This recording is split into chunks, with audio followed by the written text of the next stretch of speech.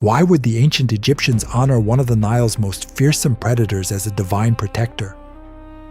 Picture yourself on the banks of the Nile at twilight. The water ripples softly, but just beneath the surface lurks the glistening silhouette of a crocodile. In many cultures, such a beast might symbolize pure danger. In ancient Egypt, it embodied the life-giving river itself and the power of kings. Sobek, the crocodile god, embodied both chaos and protection. How did a creature capable of dragging livestock and people into the depths become the guardian of pharaohs and the symbol of survival? Our story begins in the earliest dynasties, long before pyramids pierced the skyline. Sobek appears in the oldest pyramid texts as a primal force emerging from the waters of Nun. Myths tell of a crocodile-headed deity who rose from the dark waters and brought order to the world. He carved out the course of the Nile, his sweat or tears forming the great river, and some legends even claim he laid the very eggs that hatched the world. From the start, Sobek's power was both creative and destructive. He was lord of the Nile's marshlands and a fertility god whose very name is linked to impregnation and abundance.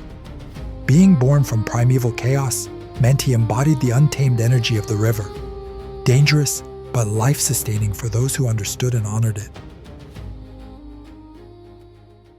Sobek's dual nature fascinated the ancient Egyptians. On one hand, the crocodile god was a menace, ruler of hidden dangers lurking beneath the water's surface. Crocodiles could snatch an unwary fisherman or farmer, and Sobek came to personify that unpredictable violence. On the other hand, he was a healer and a protector. Sobek's stealth and strength symbolize protection against enemies and hostile animals. He plays a crucial role in the Osiris myth, helping the goddess Isis recover the scattered body parts of her murdered husband Osiris and ensuring the resurrection of life. This benevolent side linked him with fertility, renewal, and even medicine. Sobek's image reflected this complexity. Artists depicted him either as a full crocodile basking on a shrine or as a muscular man with a crocodile head. He wore a headdress with a sun disk and Urias serpent, marking his fusion with the sun god Ra as Sobek Re, while horns and plumes linked him to other powerful deities. The merging of Sobek with Ra and with the falcon god Horus demonstrates how Egyptians combined local and state cults. Sobek Re became a creator of gods and the sun's ally, while Sobek Horus merged the crocodile's ferocity with the falcon's majesty. This syncretism allowed a once regional crocodile god to rise to cosmic significance, embodying both fertility and kingship. Sobek's association with kingship blossomed during the Middle Kingdom. Pharaohs saw in him a symbol of sovereign power, swift, fearsome, and invincible.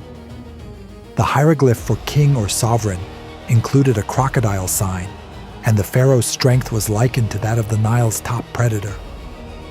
Several rulers incorporated Sobek into their royal names, Sobekotep, and the pioneering female pharaoh Sobek-Neferu, whose name means beauty of Sobek, are prime examples.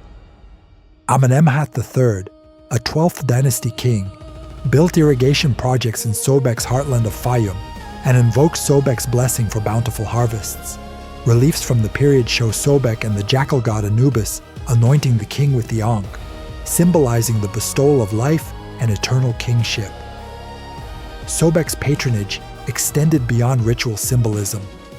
He was considered the patron of the royal army, a divine general who could strike terror into enemies. Soldiers invoked his ferocity before battle, and his protective aura was believed to guard the pharaoh against magic and treachery. Pharaohs who aligned themselves with Sobek claimed not only martial prowess but also fertility, ensuring the continuity of their lineage and the prosperity of the Nile. Through Sobek, the crocodile god became inseparable from the pharaoh's identity and the stability of the kingdom. If you're enjoying this journey into the mysteries of ancient Egypt, take a moment to support the channel. A quick like helps this video reach more history lovers, and subscribing ensures you won't miss future stories about forgotten gods, pharaohs, and ancient civilizations. To understand why Egyptians revered a predator, we must visit the cult centers where worshippers interacted with living crocodiles.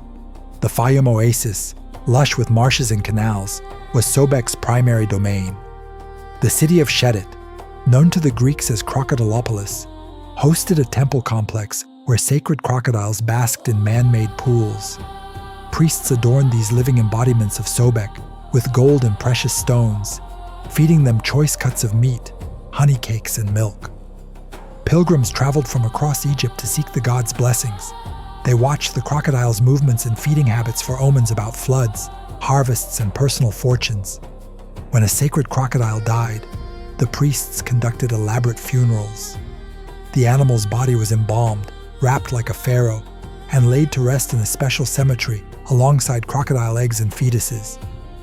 Another major center was the dual temple at Kom Ombo in Upper Egypt.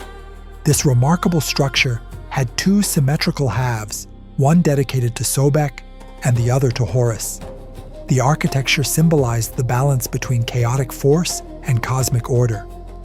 Two sets of courts, halls, and sanctuaries allowed worshippers to honor both gods simultaneously.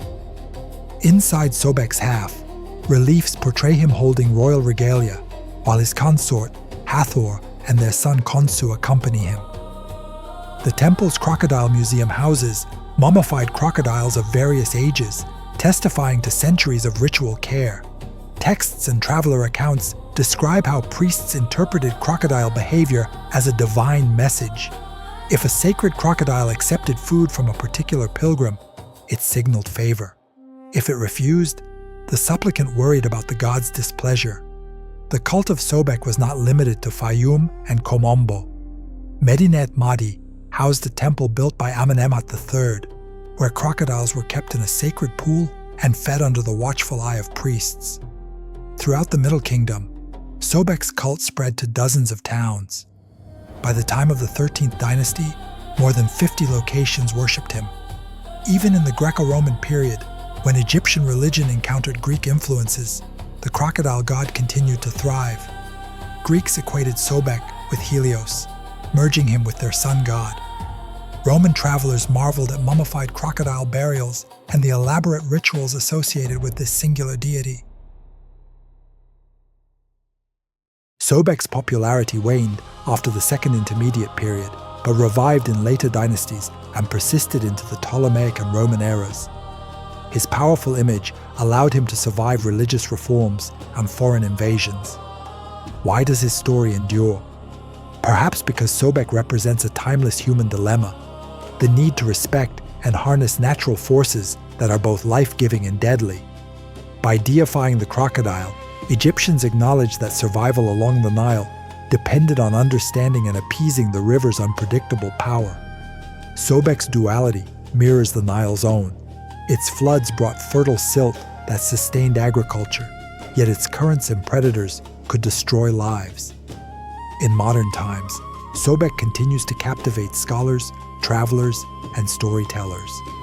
Mummified crocodiles displayed in museums testify to a religion deeply intertwined with ecology and royal politics. Names like Sobek Neferu remind us of a female pharaoh who claimed her authority by aligning herself with a crocodile god. The dual temple at Kom Ombo draws visitors who marvel at its symmetry and the ancient rituals recorded on its walls. Sobek's legacy invites us to contemplate how ancient cultures turned fear into reverence and harnessed the might of nature to legitimize human authority. Ultimately, the crocodile god who once guarded pharaohs still commands our imagination, reminding us that power and survival often swim in the same deep waters.